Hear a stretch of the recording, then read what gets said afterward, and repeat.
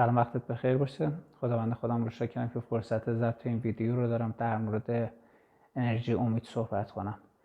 یه انرژی که نگاه ما به آینده است و لحظه حال ما رو شکل میده. یه کتابی هست به اسم کتاب من شماره 4 هستم. یه جمله معروف داره که میگه وقتی امید نباشه هیچ چیزی وجود نداره، ولی زمانی که هیچ چیزی وجود نداره باز هم باید امید وجود داشته باشه.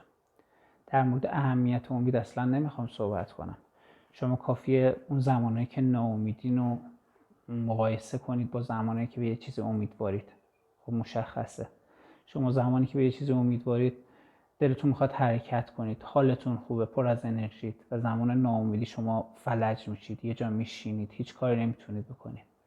خودتون مقایسه کنید متوجه میشید که امید چقدر داره اهمیت. اصلا در مورد اهمیت امید من نمیخوام صحبت کنم. در مورد یک سوال چالشی میخوام صحبت کنم که میگه شما به چه چیزی امیدوارید؟ خب خیلی از ماها هستیم به همسرمون امیدواریم و خیلی ها به فرزندانی که داریم. مثلا کسی رو من میشناسم که میگه من به 2 پسرم خیلی امیدوارم، بزرگ بشن عصای دست من میشن. و خیلی ها به پولی که دارن امیدوارن، خیلی ها هستن به قوم و قبیله‌ای که دارن امیدوارن، خیلی ها به توانایی شخصی خودشون امیدوارن. چیزی که اساتید انگیزشی به ما میگه امیدوار باشید به توانایی های خودتون، شما میتونید، و ما رو سوق میدن به سمت حرکت کردن. اینم خوبه.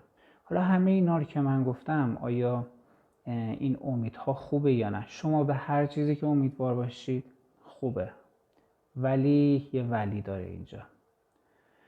ما خیلی کسا رو دیدیم که به فرزندانشون امیدوار بودن ولی گوشه خونه سالمندانن. خیلی ها به توانایی های خودشون امیدوار بودن، 2 کامنت زیر پستشون اومده دیدید بیزینس اصلا رها کردن رفتن.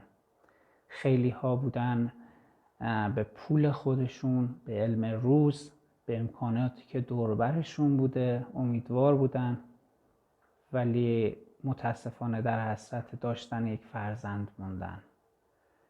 خیلی ها بوده یک بیماری رو میخواستن از وجودشون خارج بشه، خیلی دکترها رفتن ولی متاسفانه نتونستن و اون علم جواب نداده بهشون.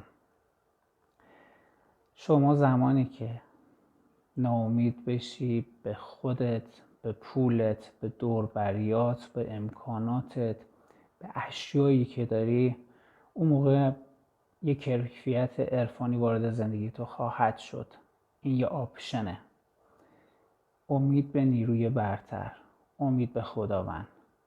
و این نیرو ما رو جوری آفریده که زمانی که نسبت به همه چیز ناامید میشیم خودش وارد زندگی میشه. یکی از آپشن هایی که تو زندگی ما وجود داره انگار امید به خداونده و اون لحظه است انگار ته وجود ما میگه دیدی هیچ کدوم اینا جواب نمیده، بازم فقط من هستم. و ما خیلی وقتها حتی متوجه نمیشیم که این نیرو وارد زندگی ما میشه و معجزه‌ای اتفاق میفته. من دارم در مورد امید به یک انرژی، به یک نیرو، به یک قدرت عرفانی صحبت میکنم. ما خیلی زمانها بوده تو زندگیمون دیگه قفل کردیم، اصلا دیگه موندیم چیکار کنیم و فقط خواستیم، حتی بعضی وقتا هم نخواستیم و اون متوجه میشه وارد زندگی ما میشه. حتما به امید به نیروی برتر فکر کنید، حتما تو زندگیتون سعی کنید تداعیش کنید، ببینینش تا بیشتر بشه. این دیدن ما که یک نیروی برتری وارد زندگی ما شده خودش باعث میشه تداعی بشه و این نیرو قدرتمندتر عمل کنه. ممنونم که تا آخر این ویدیو با من بودید. خدا نگهدارت.